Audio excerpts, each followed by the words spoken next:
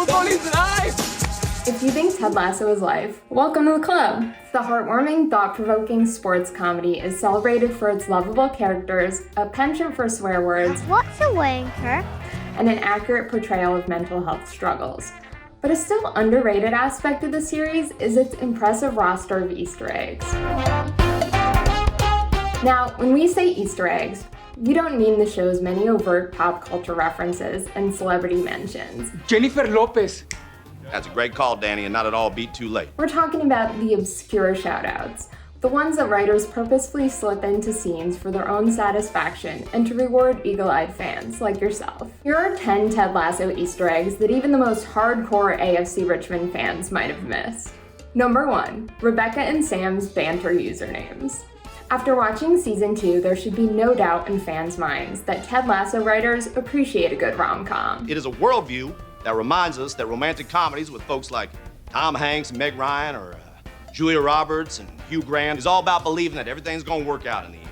Most romantic comedy references, like the Love Actually nods in season 2, episode 4, Carol of the Bells, or Roy and Ted's many shenanigans in season 2, episode 5, Rainbow, are easy to pick up on. When you realize you want to spend the rest of your life coaching with somebody, you want the rest of your life to begin ASAP. Please don't. You complete our team. You're an asshole. I'm also just a coach standing in front of a boy, asking Listen. But did you notice that Rebecca and Sam's Bantr usernames are a subtle nod to You've Got Mail? In Nora Ephron's 1998 rom-com, which starred Tom Hanks and Meg Ryan, Meg Ryan's character, Kathleen, has the screen name Shopgirl, and Hanks' character Joe goes by NY152. In Ted Lasso, Rebecca moonlights as Boss Girl, and Sam's known as LDN152.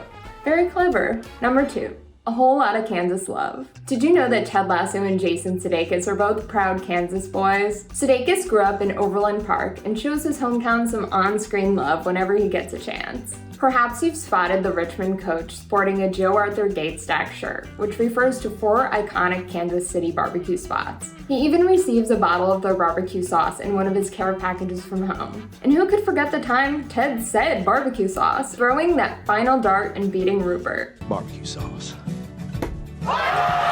They say write what you know, and Sudeikis clearly knows his Kansas City barbecue. Number 3, a nod to Saturday Night Live.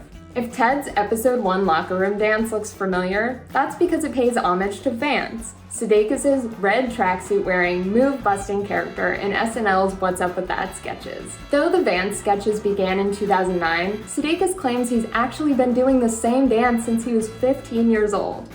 I mean, why change what works, right? Number 4, all the Cheers references. In addition to Kansas City barbecue, Ted and Jason also share a deep love of the legendary 1982 sitcom Cheers. In case you didn't know, Sudeikis is the nephew of actor and comedian George Wendt, who played Norm Peterson on Cheers. On your next Ted Lasso rewatch, check out the wall in Roy's favorite kebab place. To the left of our favorite former AFC Richmond player is a signed photo of Wendt, which begins with the word Cheers. Number 5, a Marcus Mumford cameo. Speaking of photos in that sacred kebab shop, a signed photo of Marcus Mumford is also up on the wall. Mumford and Sudeikis have been pals ever since Mumford & Sons first appeared on Saturday Night Live in 2012. Then, in 2013, Sudeikis starred in the band's Hopeless Wanderer music video alongside Jason Bateman, Will Forte, and his lookalike, Ed Helms. When it was time to find the sound of Ted Lasso, Sudeikis reached out to Mumford for help, and in addition to scoring the show, Mumford actually wrote the Ted Lasso theme song. Sounds like he really earned that kebab shop glory. Number 6, don't love the player, love the name. Ted Lasso fans are familiar with the last names of players who get major screen time, such as Kent, Tart, and Obisanya. But you'll find a few stealth Easter eggs by checking out the last names on jerseys and above the lockers of lesser-known players. Some names like Cockburn, the family name of Sudeikis' ex, Olivia Wilde, even have personal ties to the show's writers and actors. Number 7, what's Dani Rojas singing? Season 1, Episode 9, All Apologies, begins with Roy wallowing alone in an ice bath while thinking about his less-than-ideal performance in the last game. After a quick pep talk from Ted, Roy's teammate Dani Rojas enters the room and starts running on a treadmill, belting a song in Spanish. But hold on a second. That's not just any song. Yeah! He's singing the Ted Lasso theme song. Yeah. Number 8, the ultimate ussie. The dentist Roy, Keeley, and Phoebe find in the season 2 Christmas episode turns out to be the mom of Tommy, that reoccurring character who once took a photo with Ted on their flight to London. Well, it's not myself, yeah? It's us. And ussie. Iconic. Anyway, the dentist was played by Claire Skinner, who's actually the real-life mom of Ussie Kid actor Bill Skinner. Yeah.